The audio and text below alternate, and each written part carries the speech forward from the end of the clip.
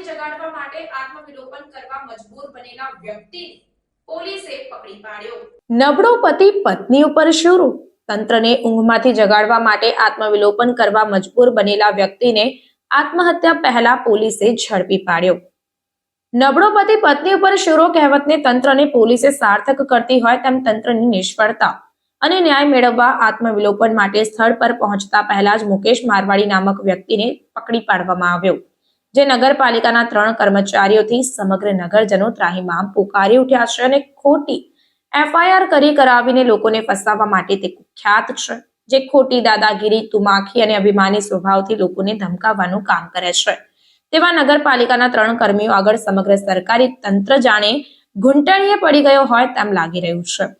કર્મચારીઓ વિરુદ્ધ કાર્યવાહી ન કરી શકતા તંત્રએ કડક વોચ રાખીને આત્મવિલોપન કરવા પહોંચે તે પહેલા જ મુકેશ મારવાડીને ઝડપી પાડ્યો હતો।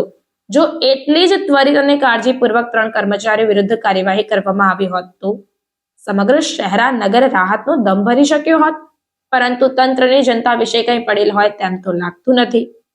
સમગ્ર વહીવટી તંત્ર 3 માથાભારે કર્મચારીઓને છાવરવામાં લાગ્યું હોય તેમ લાગી રહ્યું છે।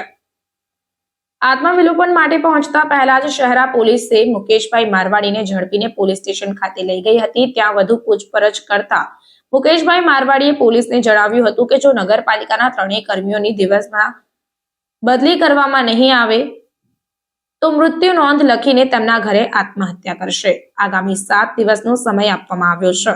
મૃત્યુ નોંધમાં 3 કર્મચારીઓને તેમના ઉપર કાર્યવાહી ન કરનાર સમગ્ર જવાબદાર વહીવટી તંત્ર જવાબદાર રહેશે તથા તેમના પરિવારની સમગ્ર પાલન પોષણની જવાબદારી પણ 3 કર્મીઓ અને જવાબદાર તંત્રની રહેશે।